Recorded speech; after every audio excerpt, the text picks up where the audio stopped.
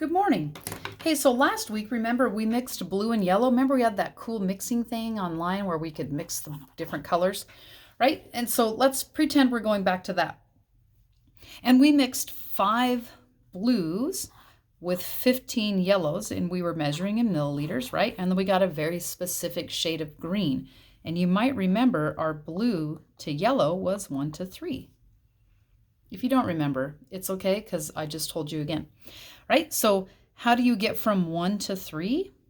That's right, times by 3. So how do you get from 5 to 15? Times by 3. What's 10 times 3?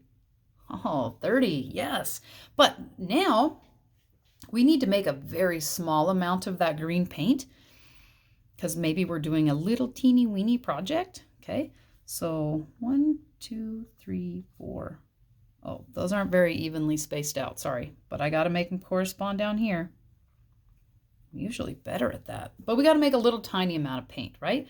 So now that I've made these tick marks, well, how many are there? So from 0 to 5, I like to count the spaces. 1, 2, 3, 4, 5. Oh, so each one is worth 1.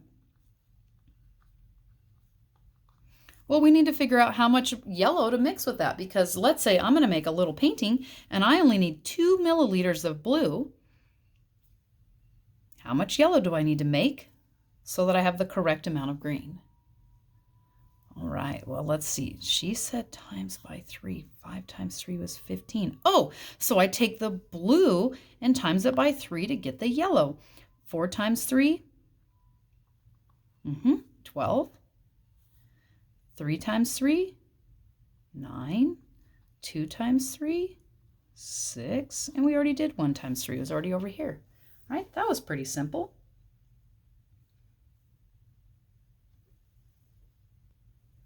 All right, next we are going to make another double line diagram. I'm going to scoot in here a little bit so I don't have to label so much over there. Maybe I need a little more room for labeling. And if you need yours to be more than two lines apart because you just write super giant, make that happen for you, okay? This is just what works for me.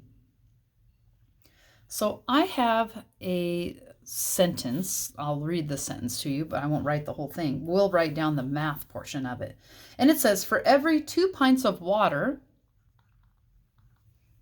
I'm going to label this one water. For every 2 pints of water, mix in 8 cups of flour. You do know this is the flour for cooking and not flowers you grow in the yard, right? Like, I feel like sometimes I need to be sure to say that. Okay, so let's go back to the numbers. I got the labels. Oh, flour. Okay. Oh, and this was in cups. And my water was for pints. Ooh. You know, the little milks you get at lunch are usually a half pint. But check today. Check me and see if I'm right. All right, for every 2 pints of water, 2 pints of water, mix in 8 cups of flour. What could we be making with water and flour? Ooh, I'm going to let you sit on that for a minute. What could we make with water and flour? Interesting. Okay, so we made our double line diagram, but we don't have any tick marks on it. Well, let's just start at 2 and 8. Often the book wants you to start with 0 and 0, but you know, I just kind of like to get going. Okay, 2 waters, 8 flour. Oh, interesting. You're right. We could go down and simplify the ratio. I'm going to wait to simplify the ratio for a minute, but if you know it, you could write it on yours already. Okay, so let's make some marks up here. We'll just kind of make them kind of equal distant apart, and we might not use them all, but you know, now we have them, they're available.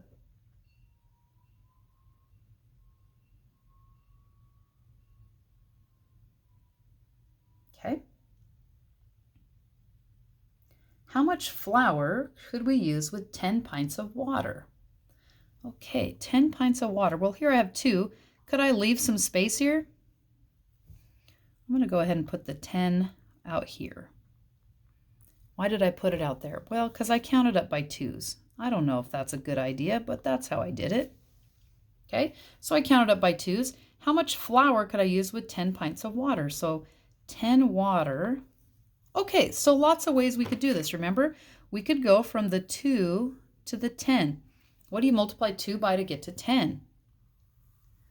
Boy, I sure hope you said 5, which would mean we'd apply the same relationship to the 8. What's 8 times 5? 5, 10, 15, 20, 25, 30, 35, 40. 40. Is it okay to count on your fingers? Sometimes it sure is. Okay, so if I have 10 pints of water, I'm going to need 40 cups of flour. That's going to make a lot of paste. Oh, paste. We can make paste with flour and water? All right, next question. How much water should I use with 24 cups of flour?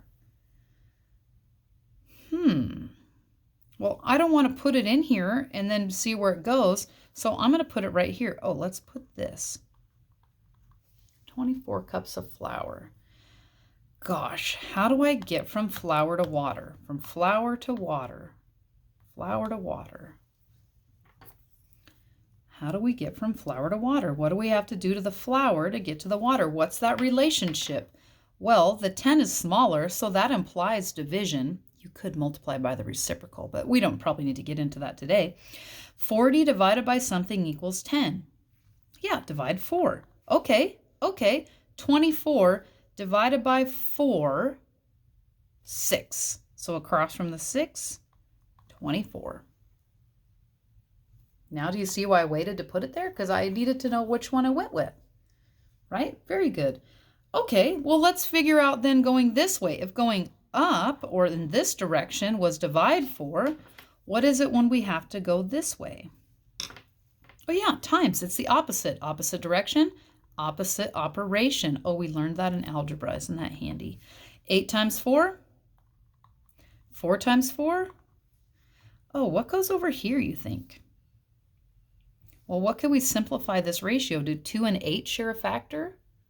Yeah, they share 2. 2 divided by 2 is 1, and 8 divided by 2 is 4. So the simplified ratio is really 1 pint of water to 4 cups of flour. That's our simplified ratio. Okay, so if I wanted to write another sentence here, and I know that I should rephrase that. We often don't want to write another sentence, but let's say we had to write a sentence about this ratio. We could say, for every 1 pint of water, use or mix, what goes with the 1? 4 cups of flour. Boom. Just that easy. You guys are going to do great.